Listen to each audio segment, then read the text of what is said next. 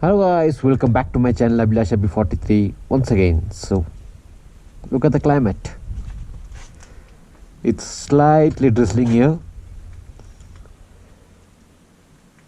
Full misty. So yes, why did I choose Motorwings exhaust? இதை பற்றி நான் உங்ககிட்ட சொல்ல போகிறேன். Aftermarkets நிறைய exhaust இருக்குது, like blah blah blah. I don't want to mention the particular names. So அதெல்லாம் விட்டுட்டு நான் ஏன் மோட்டர்விங்ஸ்க்கு வந்தேன். என்னோடய எனர்ஜி லெவல் நல்லா இருந்துச்சுன்னா நான் I will be going on a higher speed. என்னோடய எனர்ஜி லெவல் கொஞ்சம் டல்லாக இருந்துச்சுன்னா I will be on a slower speed. அந்த ஸ்லோவர் ஸ்பீட் போயிட்டு இருக்கும்போது உங்களுக்கு லவ் தேவை அப்படின்னு வராது. உங்களுக்கு லவ் தேவைப்படாது அங்கே. ஏன்னா your energy is low, so you need some silence and you have to enjoy the smoothness of the bike.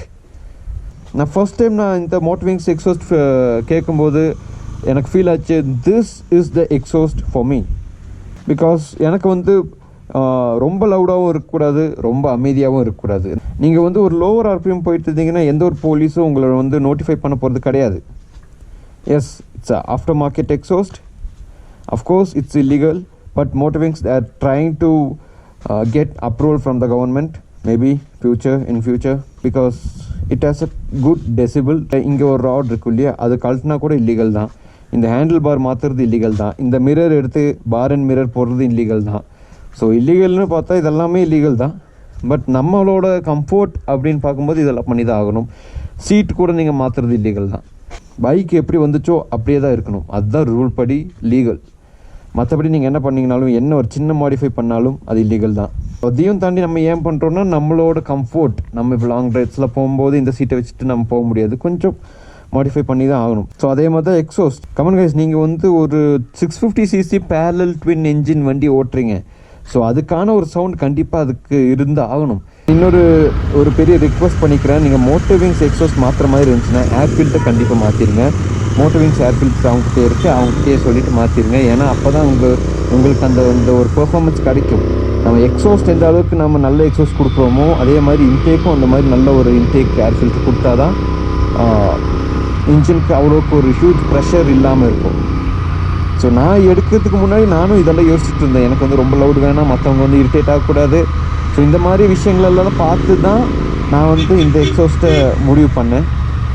And yes, it has been proved that 1.9 HP நான் எக்ஸாஸ்ட் அண்ட் ஏர் ஃபில்ட்ரு மாற்றிட்டு வரும்போதே எனக்கு power variant, நல்ல difference எனக்கு தெரிஞ்சுது இதுக்கும் ஸ்டாக்குக்கும். நீங்கள் exhaust மாற்றிட்டு நீங்கள் ஓட்டும்போது ஒரு நல்ல ஒரு ஸ்ட்ரெச்சில் ஓட்டும்போது உங்களுக்கு தெரியும் அந்த டிஃப்ரென்ஸ். மைலேஜில் நான் இது வரைக்கும் செக் பண்ணது கிடையாது. நான் அப்ராக்சிமேட் சொல்லணும்னா கோயம்புத்தூர் போயிட்டு வரதுக்கு நான் வந்து ஒரு 400 to 500 அடிப்பேன். மேக்ஸிமம் 400 இல்லைன்னா 500 அடிப்பேன் கோயம்புத்தூர் போயிட்டு வரதுக்கு. Around 180 to 190 kilometres. நான் வந்து ஒரு 400 இல்லைன்னா 500ன்னு வச்சுக்கோங்களேன், 500 அடிப்பேன் கோயம்புத்தூர் போயிட்டு வரதுக்கு 190 கிலோமீட்டர்ஸ். ஸோ இந்த எக்ஸாஸ்ட் மாற்றதுக்கு அப்புறம் அதே தான் அடிச்சிருக்கேன், அதே சேம் கேல்குலேஷன் தான். 500 அடித்தேன், போயிட்டு வந்துருச்சு. So no issues. மைலேஜ் எனக்கு பெரிய ட்ராப்பிங் மாதிரி தெரில. பட் உங்களுக்கு ட்ராப் ஆகுதுன்னா அதுக்கு காரணம் என்னென்னா, நீங்கள் நல்ல ஒரு எக்ஸாஸ்ட் மாற்றிருக்கீங்க. It gives you good note. So என்ன பண்ணுவீங்கன்னா, நீங்கள் சிக்னல் டிராஃபிக்லாம் போகும்போது அடிக்கடி ஆக்சிலேட்டர் ரைஸ் பண்ணுவீங்க, ட்ரைவ் பண்ணுவீங்க. ஸோ அந்த மாதிரி பண்ணி உங்களுக்கு மைலேஜ் ஷார்ட்டேஜ் ஆகிறதுக்கான வாய்ப்புகள் இருக்குது. பட் நீங்கள் ஒரு நார்மலாக ரைட் பண்ணிட்டு இருந்தீங்கன்னா ஷோராக உங்களுக்கு ஷார்ட்டேஜ் ஆகாது. ஆனால் நான் ரொம்பலாம் ரிவ் பண்ண மாட்டேன், ஆனால் அடிக்கடி நான் ரிவ் பண்ணுவேன். இருந்தாலும் எனக்கு அவ்வளோக்கெல்லாம் மைலேஜ் ஷார்ட்டேஜ் ஆனதில்லை. அண்ட் இது வந்து லாங் டேர்மெல்லாம் யூஸ் ஆகுமா, லாங் டேர்ம் பண்ணிங்கன்னா ஏதாவது இன்ஜினுக்கு ப்ராப்ளம் வருமா அப்படின்லாம் நிறைய பேர் கேட்டிருந்தீங்க. So no issues. லாங் டேர்முக்கு ஒரு இஷ்யூஸும் கிடையாது. 100% ஃபுல்லி டெக்னிக்கலி மேட் எக்ஸாஸ்ட். நீங்கள் ஃபர்தர் அந்த டெக்னிக்கல் டீட்டெயில்ஸ்லாம் வேணுங்கிற மாதிரி இருந்துச்சுன்னா என்னோட டிஸ்கிரிப்ஷனில் மோட்டர்விங்ஸ் தமிழ் அண்ட் நவீனோட மொபைல் நம்பர்ஸ் இருக்கும். நீங்கள் அவருக்கு காண்டாக்ட் பண்ணிவிட்டு ஃபுல் டெக்னிக்கல் டீட்டெயில்ஸில் நீங்கள் கேட்டுக்கலாம்.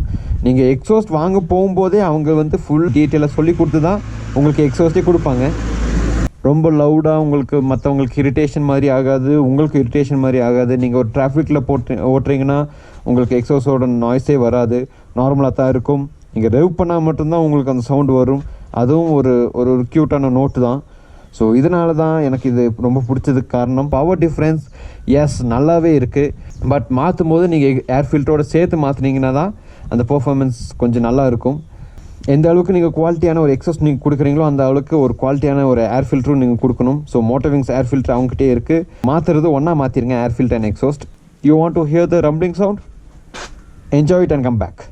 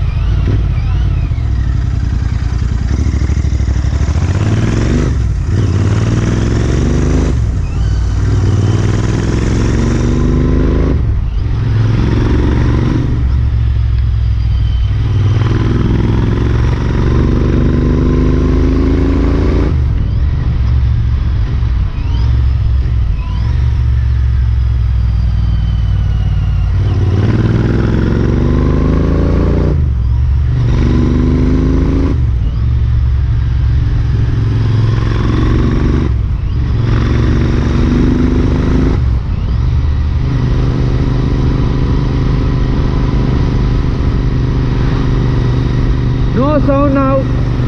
No sound now. With throttle, you will get the rumbling. Got it?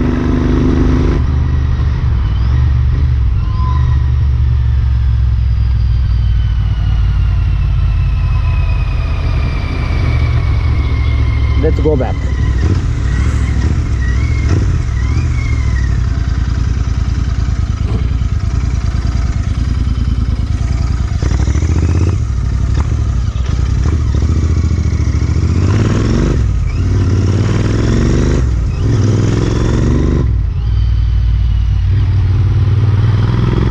Only the throttle.